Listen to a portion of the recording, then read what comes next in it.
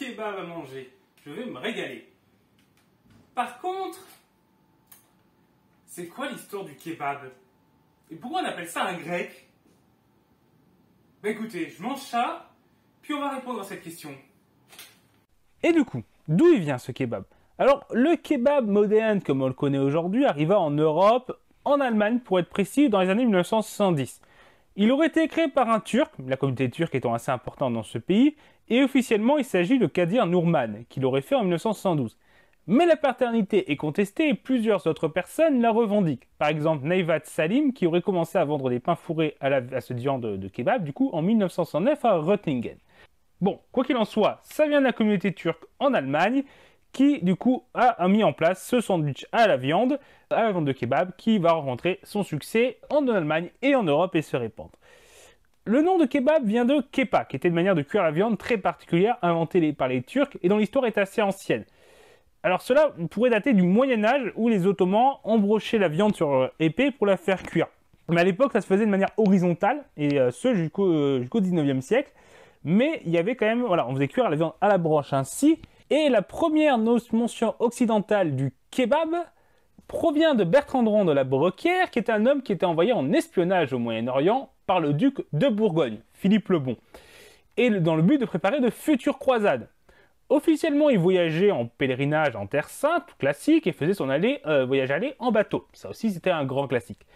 Par contre, il va faire le voyage de retour par la terre. Alors ça, c'était beaucoup plus rare, parce que c'était beaucoup plus long et beaucoup plus risqué.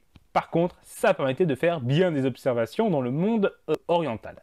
Et du coup, il va faire un récit de son voyage, donc le voyage de 1432-1433, et le récit, du coup, sert de rapport pour son commanditaire, Philippe le Bon. Et il aborde les questions culinaires. Alors, il aborde plein d'autres questions aussi, mais il aborde les questions culinaires. Et il déclare ainsi que les Turcs lui firent manger de la viande rôtie qui n'était pas à moitié cuite, il s'en fallait de beaucoup, et nous la tranchions alors qu'elle rôtissait sur la broche. Et donc là, on retrouve cette viande qui cuit progressivement, on récupère l'extérieur qui est cuit, et le reste cuit ensuite. Il semblerait ensuite que la mise à la verticale de cette broche serait apparue du coup vers 1830. Alors on n'est pas exactement sûr de quand ni de pourquoi, mais l'hypothèse c'est qu'il y a eu un développement d'échoppes dans des ruelles étroites qui vendaient cette viande-là, et donc pour gagner de la place, on la mettait à la verticale. Mais voilà, on n'est pas sûr complètement, mais en tout cas, cette méthode va s'imposer durant cette période.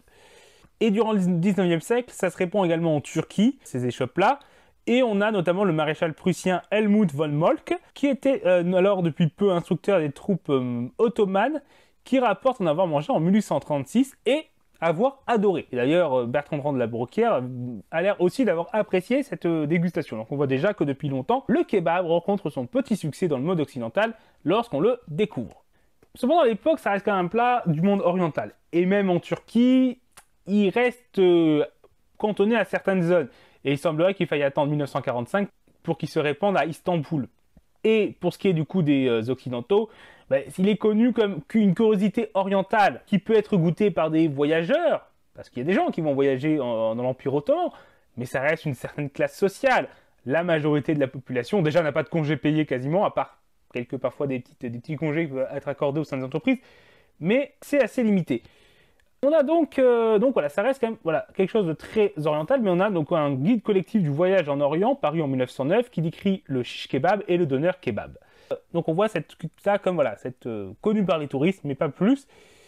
Et ce n'est donc qu'à part que ça arrive en Allemagne et ensuite ça se répand dans le reste du monde occidental que le kebab s'impose. Mais maintenant, il nous vient une autre question. Pourquoi on appelle ça un grec ? C'est quoi le foutu rapport avec les Grecs? Vu que c'est des Turcs, que ça arrive en Allemagne pour le monde occidental, c'est quoi le rapport avec les Grecs?